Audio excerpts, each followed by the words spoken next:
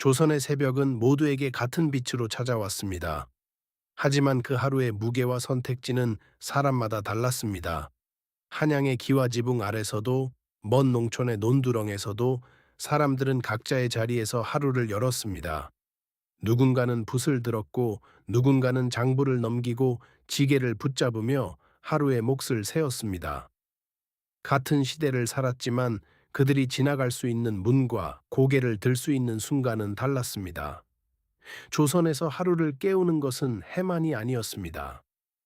태어난 집안과 신분도 사람의 길을 조용히 정했습니다.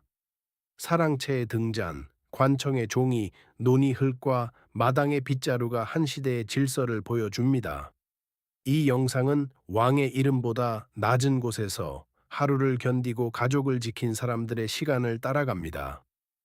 양반, 중인, 상민, 노비. 그 이름들은 단순한 호칭이 아니라 일상과 가능성을 가르는 조건이었습니다. 조선의 신분은 크게 양인과 천인으로 나뉘었습니다. 그러나 실제 삶은 그보다 훨씬 더 촘촘했습니다. 양반은 지배층으로 인정받았고 중인은 기술과 문서로 나라의 실무를 떠받쳤습니다.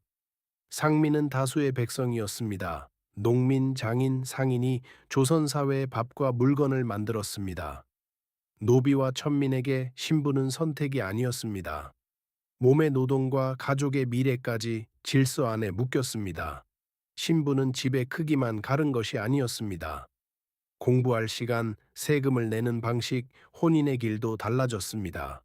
누가 먼저 앉고 누가 서는지, 누가 말을 낮추고 고개를 숙이는지도 매일 반복되는 질서였습니다. 호적과 족보, 관청 문서는 사람의 이름을 분류하고 기억하며 사회의 줄을 그었습니다. 하지만 문서에 적힌 말만으로 한 사람의 고단함과 희망을 모두 설명할 수는 없었습니다. 장터와 마을길에서는 신분이 다른 사람들이 서로를 피하고 거래하고 때로는 의지하며 살았습니다. 그래서 우리는 제도보다 먼저 하루를 봅니다. 그 안에서 신분은 말보다 먼저 몸짓과 거리로 드러났습니다. 양반의 사랑채에서는 새벽부터 책장이 넘어갔습니다.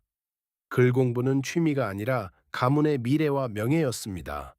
과거에 급제하면 관직과 이름이 열렸습니다. 그 문은 양반 가문이 가장 오래 지키려 한 길이었습니다. 그러나 모든 양반이 넉넉했던 것은 아닙니다.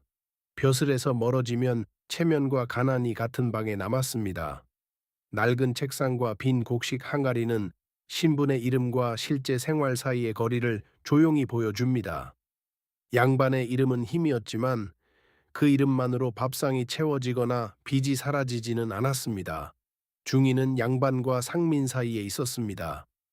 역관, 의관, 서리, 향리가 그 중간의 세계를 이루었습니다.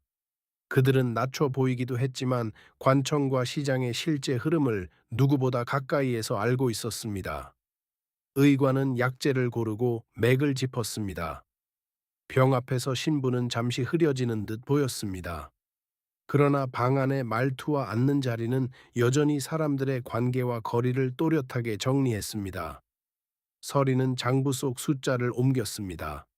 그 숫자 뒤에는 세금, 빚, 굶주린 집의 사정이 숨어 있었습니다. 교사는 아이들에게 글을 가르쳤지만 글을 배울 수 있는 시간과 비용은 누구에게나 같지 않았습니다. 양반과 중인은 서로 가까워 보였지만 조선의 질서는 그 사이에도 보이지 않는 선을 그었습니다.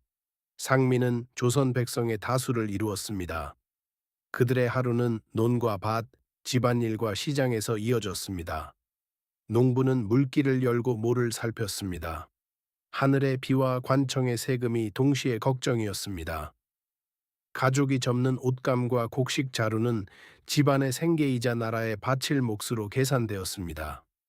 상민은 자유민이었지만 조세와 공납, 군역과 요역의 부담을 피하기 어려웠습니다. 부역에 나선 사람들은 흙길과 둑을 고쳤습니다. 나라의 일은 곧 마을 사람들의 몸으로 내려왔습니다. 나루터의 짐꾼은 배에서 물건을 내렸습니다. 길과 강은 장시의 물건과 사람들의 소문을 실어 날랐습니다. 군역의 이름은 집집마다 다른 걱정이었습니다. 농번기에도 사람은 명령 한 장으로 불려나갈 수 있었습니다. 창고로 들어가는 쌀가마니는 한 해 농사의 결과이자 세금의 무게를 눈앞에 세웠습니다. 안악들은 배를 짜고 물을 길었습니다.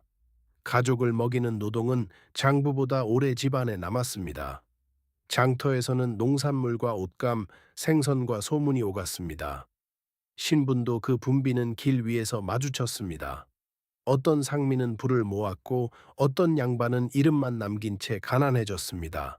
질서는 흔들리기 시작했습니다. 하지만 돈이 곧 존중을 보장하지는 않았습니다. 말투와 시선은 오래된 벽처럼 사람들 사이에 남았습니다. 상민의 하루는 낮은 자리만이 아니었습니다. 그들은 조선 사회를 실제로 움직이는 가장 큰 힘이었습니다. 노비의 삶은 더 무거웠습니다. 신분은 대대로 이어질 수 있었고 몸의 노동도 주인에게 묶였습니다. 양반과 마당을 쓰는 소는 아침마다 같은 자리를 지나도 주인의 문으로 들어가지 못했습니다. 물동이를 나르고 곡식을 갈고 옷을 깁는 일은 해가 기운 뒤에도 쉽게 끝나지 않았습니다. 산노비는 주인 집에 매였고 관노비는 관청 소속으로 명령과 자벽을 수행해야 했습니다. 그들에게도 가족이 있었습니다. 저녁의 밥상과 아이의 손은 제도보다 가까운 현실이었습니다. 속량의 길이 열리는 경우도 있었습니다. 하지만 돈과 허락과 문서가 모두 필요했습니다. 자유는 마음만으로 얻는 것이 아니었습니다. 관청의 절차와 주인의 결정 사이를 지나야 했습니다. 여성의 삶도 신분 질서와 떨어져 있지 않았습니다.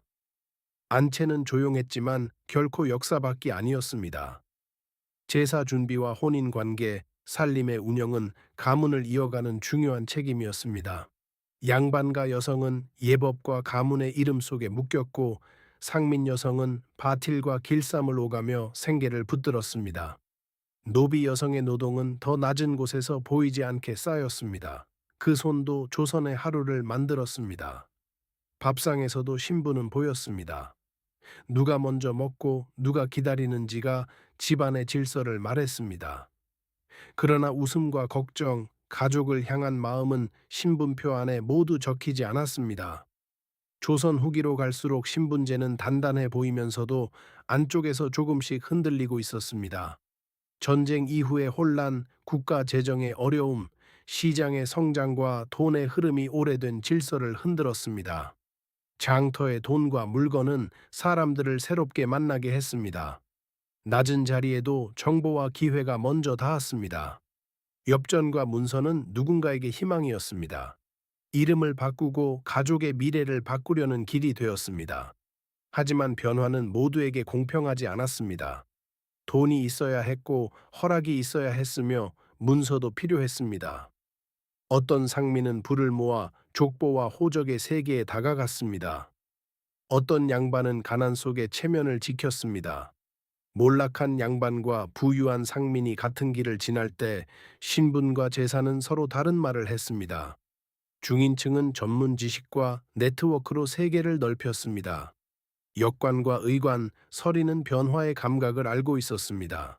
상인과 장인도 시장의 힘 속에서 더 큰 목소리를 갖기 시작했고 마을의 풍경도 달라졌습니다. 그러나 법보다 늦게 변하는 것이 있었습니다. 사람의 습관과 시선은 쉽게 사라지지 않았습니다. 어제까지 낮춰 부르던 사람을 오늘부터 곧바로 다르게 부르기는 어려웠습니다. 그래도 작은 변화는 하루 속에서 자랐습니다. 장부의 이름, 시장의 거래, 가족의 선택 속에서였습니다. 조선의 신분제는 무너지는 순간보다 흔들리는 과정 속에서 사람들의 삶을 더 선명하게 드러냈습니다. 저녁이 내려옵니다. 양반은 사랑채의 등잔을 켜고 중인은 붓을 씻으며 하루를 접습니다.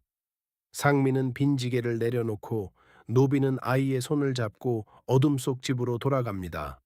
같은 하늘 아래서 그들은 서로 다른 문으로 들어갔고 서로 다른 이름으로 불렸습니다. 하지만 모두가 같은 시대에 숨을 쉬었습니다. 서로 다른 자리에서 자신의 하루를 견뎠습니다.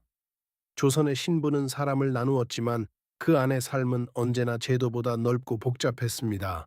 이름을 남긴 사람과 남기지 못한 사람, 역사는 그 모든 하루 위에 조용히 서 있습니다.